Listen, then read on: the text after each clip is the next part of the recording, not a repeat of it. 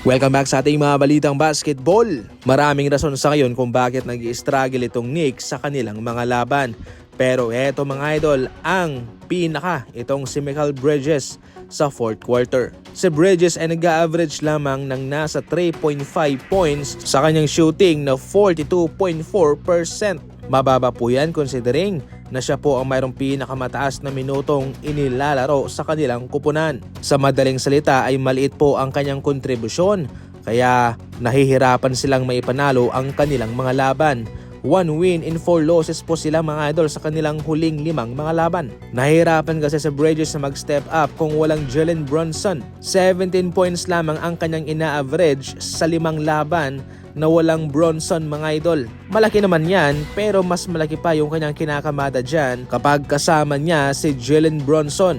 Sa ngayon, kahit na sila ay nag-i-struggle ay nasa pangatlong posisyon pa rin naman sila. Ngunit malaking concern po ito kung sakaling magpapatuloy dahil lalo lamang po silang mahihirapan sa kanilang susunod na mga laban. May chance nang bumalik itong si Andrew Wiggins sa Golden State Warriors. Sa ngayon, kabilang po ito sa mga proposisyon. I-trade na lang si Kuminga sa Miami Heat para kay Andrew Wiggins. Labag para sa Golden State Warriors na pakawalan si Wiggins, pero kailangan dahil kay Jimmy Butler.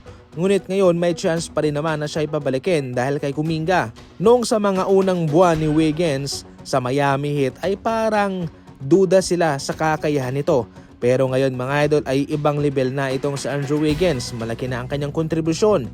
Kaya mahirapan din po itong Warriors na kunin si Wiggins sa Miami Heat. Gayunpaman, kung kakagat ang Miami Heat dito, jackpot na jackpot din sila kay Kuminga sapagkat bagay po ang kanyang playing style sa kanilang sistema.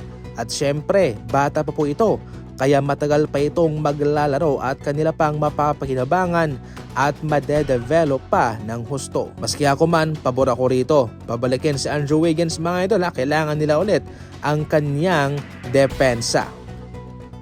Nakakabuti para kay Reeves na mapunta sa Utah Jazz. Kung sa Lakers ay second o third option siya, sa Utah Jazz mga idol ay magkakaroon po siya ng secondary position bilang offensive firepower nila.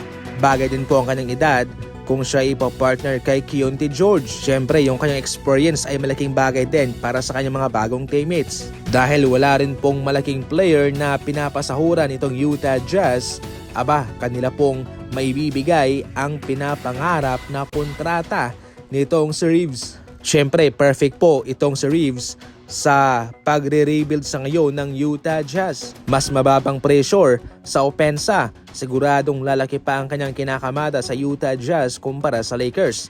At syempre, bilang lamang siya sa mga experience, lalo lamang po niyang mapapatunayan ang kanyang kahalagahan sa Lakers. Syempre, more playing time pa sa kanya.